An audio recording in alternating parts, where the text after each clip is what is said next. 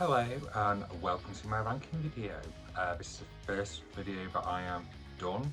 Obviously, as a big music lover, I decided it was a good time to maybe just jump on YouTube and actually start speaking about the music that I love. So obviously with The Cure releasing a new album, Songs of a Lost World, it's really got me back into listening to The Cure and just diving back into their back catalogue and just rediscovering it all and realising how much I love it all over again. A bit of background on myself, I got into The Cure in 2006 while I was at university.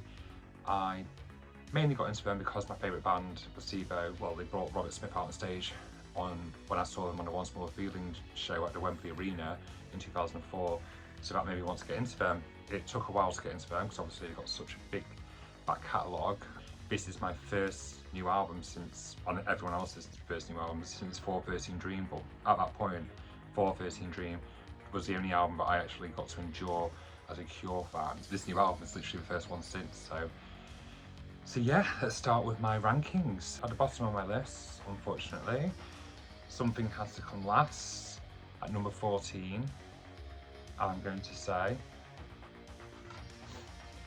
Three Imaginary Boys is the last on my list, and the reason why it's the last on my list is because I just don't really listen to this album.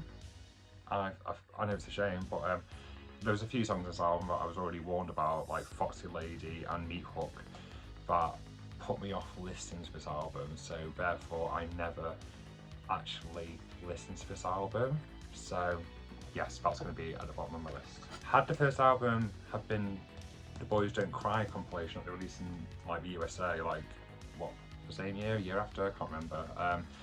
But had this had been a version of the first album with this track list, it would have been a lot higher because I do listen to this album. I know a lot of most of these tracks are from the first album, Three Imaginary Boys, but it includes Boys Don't Cry and Jumping Someone Else's Train and other singles. So I feel as though this is the most essential version of the first album.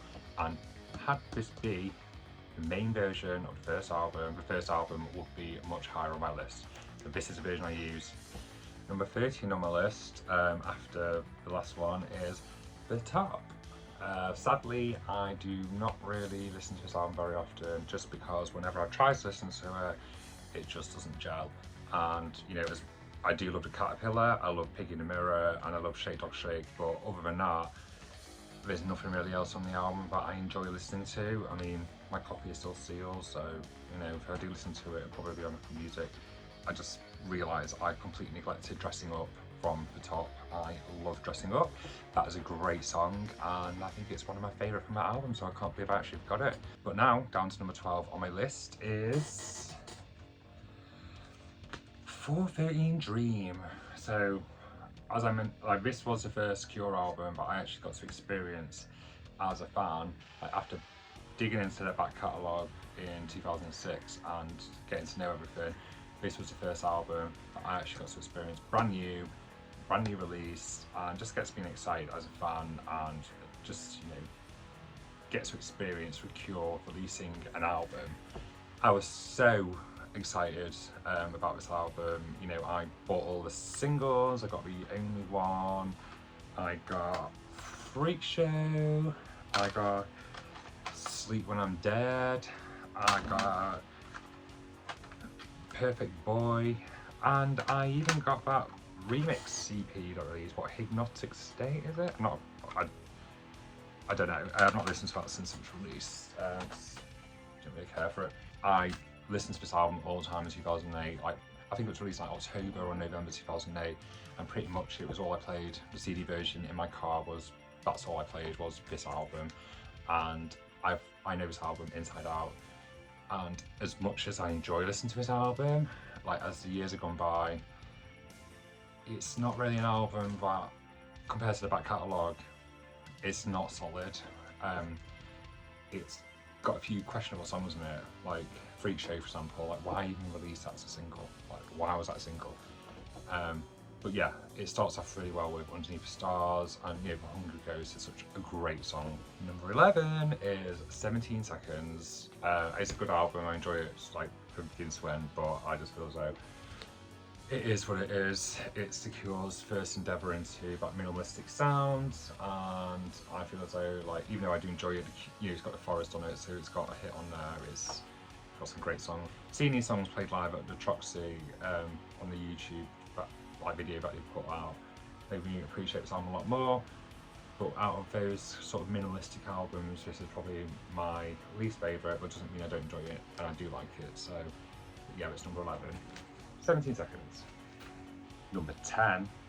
Sadly, I don't have this on vinyl because it's out of print and it's really hard to get hold of. But 2004 Cure album. I do enjoy listening to this album. It has grown on me a lot over the years. First time I listened to it, I thought it was quite patchy. It is a patchy album. There's some fillers on there for sure. Production-wise, fans complain a lot about the production of this album, and I don't personally have a problem with it because I grew up in the era of Slipknot and, like Korn and just metal and new metal and all that stuff. So this album doesn't sound bad to me. I'm used to that sound, whereas I feel as though a lot of Cure fans from the 80s aren't used to that heavier sound that this album delves into. I don't even think it's that heavy. It's not that heavy at all. But Lost, for example, like, it gets quite, it is what you want from a Cure song. It's dark, spiralling, great opener. Labyrinth never really cared for, which is probably controversial because I know a lot of fans like it. I love Before Free. In fact, Before Free was the first Cure song that really, when I was getting into them in 2006, Before Free was the first song that actually gripped me and just made me listen to it over and over again. So for that, this album, I give some respect to because it has the first song that I fell in love with, which is Before Free, which is, funny enough, the song that Robert Smith said he would include in his recent ranking list of each song from each album. Number 9, Wild Mood Swings. This is the picture disc that was reissued for Record Store Day a few years ago. Sounds really good. It's one of those albums where it's like you go into it thinking it's bad because the fans like it off so much that you go in expecting it to be really bad. And when you actually hear it, I think you do think it sounds bad, but the more you listen to it, the more you realise actually it's not that bad. I do enjoy most of the songs on this album. The problem with this album is the B-sides from this era are better than what ended up being on the album. Like A Pink Dream, for example, is a perfect lead single. I'm surprised that just ended up as a B-side. There's just a few songs I would get rid of and I'd replace with their B-sides, like It Used to Be Me. I personally would get rid of the 13th. Like, I do not enjoy the 13th at all. Like, as fun as it's probably supposed to be, I just don't enjoy it. But one controversial thing is that I do actually love Strange Attraction. I love Strange Attraction. That's one of my favourite songs from this album, and a lot of fans seem to dislike it, thinking it's cheesy. But I think it's got that whole like melancholic vibe that the Cure does best. I love it. I probably would get rid of Round and Round. I think that's just sounds like a filler to me. Round and round, and, you know what I mean? It's such a filler. Number 8, and I am ranking Head on a Door. This album, I really do enjoy listening to it from start to finish. 10 tracks. It's quite a simple Cure album. It's very digestible, and it's got some hit singles on it. There's just a few songs on this album that I just don't really care for. So I don't enjoy The Baby Screams. Do not enjoy that at all, and I don't enjoy Screw. So those 2 songs I don't care for. So for everything else, 8 songs I enjoy. 6 Different Ways, great song. It's not a song that you'd initially think to like at first, but it definitely grew on me. And Sinking is probably one of my favourite album closers, like, of all time. So, the elements of disintegration were already there with Sinking. So yeah, number 8. Number 7 has to be Bloodflowers. It should be more highly ranked than it does get. I don't know if it's because it's a late Cure album, just naturally just gets ranked lower, but I actually really enjoy this album. I do, and I feel as though it was an album that when I first got into Cure, I would never listen to this album. I actually thought it was boring. I just never came back to it. There was nothing on there that I really enjoyed. But over the years, I've listened to it more and more, and I do love this album. I think as a body of work, it's a great body of work, and it should definitely be up there with the best Cure work. I do have a song on this album that I do love, and it's The Last Day of Summer. That song has become an all-time favourite, and I think it has become a top 5 song for me, by The Cure. Watching Me Fall didn't need to be like 10-11 minutes long, but it is what it is.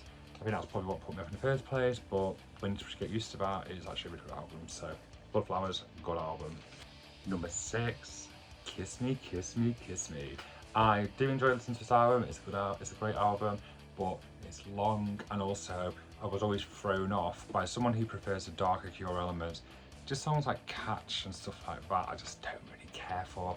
It's probably controversial because I know a lot of fans do love that poppy stuff like Catch, and like I said, I do enjoy that stuff, but I feel like stuff like I feel like Catch was a bit on the nose. I love Just Like Heaven. I think that's a great song, and that is like basically what the Cure doing a more light-hearted poppy sound should sound like.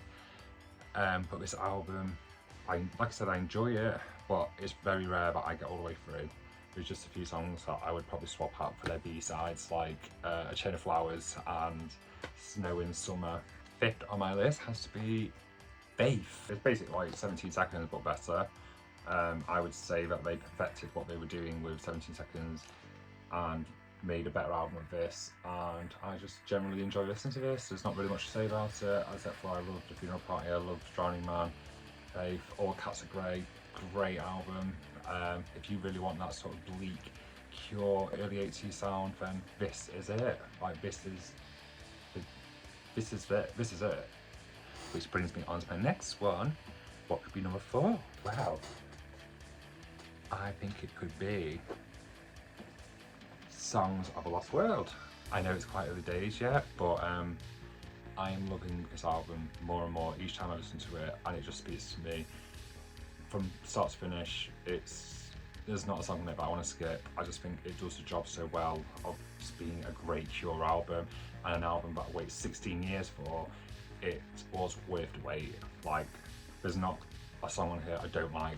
There's so many songs that I love, like All I Ever Am breaks my heart, End Song breaks my heart, and Nothing Is Forever breaks my heart so much. I just, War Song as well. I just love listening to this body of work. It's only a weekend, but I feel as though this could get higher on the list, and I think it could be considered one of the best Cure albums. And number 3 on the list, Wish. This album by The Cure, which was released in 1992, it was one that I struggled with at first. I thought it was quite patchy sounding. It was a bit like, are we upbeat, are we not upbeat? But I think overall, the more I've listened to this album, the more I've actually decided that I love this album, and it's well produced. It's got great songwriting on it. It's got some of my favourite Cure songs on it, like To Wish Impossible Things, and that one that they always play, what is it, From the Edge of the... I can never remember the title of that one. But I do love this album. But again, it's one of those albums where it's like, hang on a second, you've got so many great B-sides like Twilight Garden and Big Hand and stuff, but they're not on the album. Instead, you've included songs like This Wendy Time and stuff like that. And do you know what I mean? Like, there's better B-sides that should have been on this album. Number 2 was a really hard choice because I basically battle it out between 2 albums all the time. And the first album I ever got into by The Cure is the one that I adore the most, but unfortunately I can't put it at number 1 just because I know how good and how amazing the other album is and the impact the other album had. But for me, album number 2 on my list, and like I said, is the album that got me into The Cure, is Pornography. This was the album that when I first discovered The Cure, I fell in love with this for its dark sound, gothy vibe, like just everything about it. I loved this album. 100 Years, the last song, Pornography, like Cold, Strange Day, everything. I love this album from start to finish. But I've got to a point in my life now where I have to be in the right mood for this album because it's such a lot to take in. That I probably don't play it as much as I used to when I was in my 20s, but I love this album. It means a lot to me. Which can only mean that my number 1 Cure album on my list is Disintegration. And I think I don't even have to explain why this is number 1. It's just, as a body of work, it's fucking perfect. Let's be honest. It's start to finish. It's a mood piece. It is a mood piece, but it just draws you in. And what I love about this album is just like, you get to like track 5 or track 6, like Same Deep Water as You, and you realise you're on a journey. You're actually on a journey, and you're in this like depressing sort of like I can't even describe it. You're in the middle of it all. It's almost like being in Silent Hill. Like this album is Silent Hill. You go into this album and you get drawn into it to the point where you're like, oh shit, where am I? Like you're actually questioning, where am I? And you're there till the end of the journey. And does that make any sense? Like every song is great. There's not one bad song on this album. Number 1 on my list is Disintegration. I hope you like my ranking video, and there'll be more to come. So let me know what your favourite Cure album is in the comments, and yeah, I look forward to doing more of these videos. See you soon.